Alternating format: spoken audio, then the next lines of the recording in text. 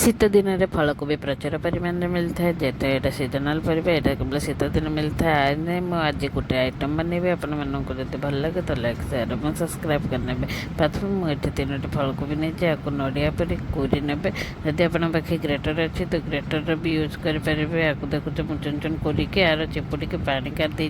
पानी काटदेला यहाँ बहुत कम परिमाण में हो जाए एवं मुझे काटिक रखि पिज और कंचा लंका को देदेवी ये मुझे पिज अधिक मात्रा देती एटार मु गोटे बरा बनैबी जोटा कि नड़िया बरा परी ही लगे ताठू भी अधिक टेस्टी लगी थाए यहाँ लुण आ चाउल चूना को दे नहीं चाउल चूना पकईला आपको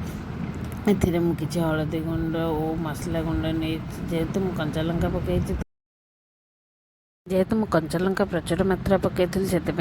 मुझे लंका गुंड पकईनी आपण मैंने लंका गुंड पकई पारे एवं गोटे प्रसंग पत्र पकई नहीं अदा रसुण पेस्ट को मुझे बाटिक रखी गोले नहीं गोल गोटे भल सफ्ट डो पूरी बनईदे आपको भलसे जमती लम्स न रहा से टाइप गोटे डो बनई बाइंडिंग भलसे आसला जाए पकईबे जदि आपन को पानिया लगे कि शुखला लगे तो आप पानी कि चूना दे पारे मुझे गोटे तावा बसई से किसी गरम हवा को तेल दे दीजिए तेल भल से गरम है आपको पतला पतला बरा टाइप दे दीजिए देखिपे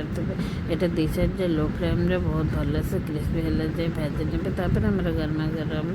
फलकोबी बरा रेडी है आपण साइड्रे फलकोबी को कौन कहते कमेंट निश्चय कहे आम साइड्रे तो फलकोबी कहते केते जगार ओलकोबी कहते जदि आपण मो भिडियोटी भल लगे तो लाइक शेयर और सब्सक्राइब करदे रोचे जय जगन्नाथ।